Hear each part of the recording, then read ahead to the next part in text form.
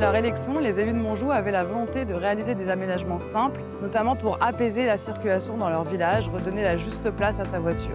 Ils avaient un petit budget, mais de belles ambitions en termes de qualité paysagère et d'usage. Le CAUE les a accompagnés pour choisir un concepteur prêt à s'engager dans une démarche de frugalité et de participation. Après quoi, on s'est dit, oula, quand même, c'est audacieux ce qu'on fait là. Voilà. Sans cette audace et sans cette entente et ce dialogue constant entre la maîtrise d'œuvre et la maîtrise d'ouvrage, on n'aurait pas pu livrer un tel projet.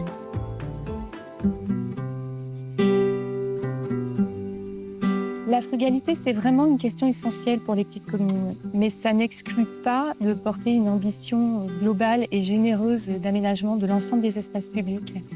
On a choisi à La Paillette de mettre en valeur plutôt l'ensemble du village que de travailler classiquement sur une place avec la mise en œuvre de matériaux coûteux. On a donc développé, en accord avec les élus et les habitants, l'idée des frontages jardinés par les habitants au devant de leur maison et on l'a étendue à l'ensemble du village pour qualifier les espaces de liaison en îles jardinées, notamment au pied des arbres, ce qui permettait à la fois de désimperméabiliser les sols, mais aussi de participer à la fraîcheur, à l'ambiance et d'assurer la survie de ces arbres à terme.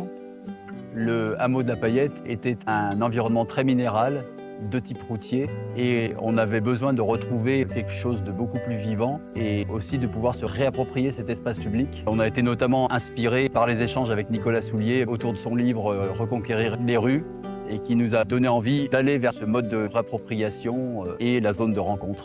La zone de rencontre, c'est le fait de partager une voie, que ce soit les voitures, les piétons, les vélos, où chacun n'a pas un espace dédié, mais tout le monde se rencontre sur le même espace. La zone de rencontre, c'est un concept qui permet d'avoir une générosité qu'aucun autre aménagement ne permet.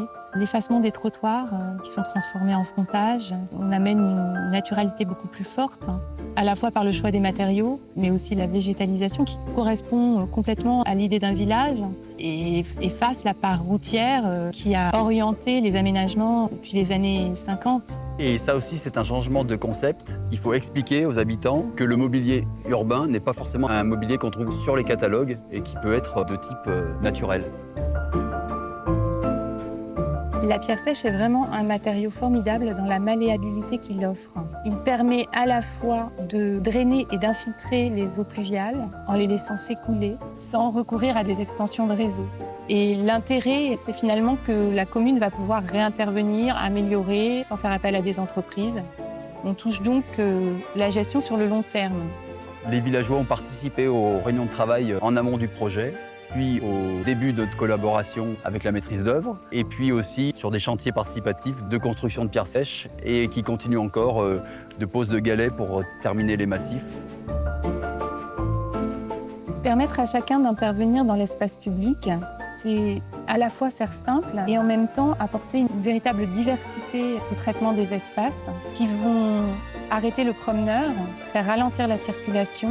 Et c'est ce qu'on cherche dans une zone de rencontre. Si on parvient à faire ça, on a gagné.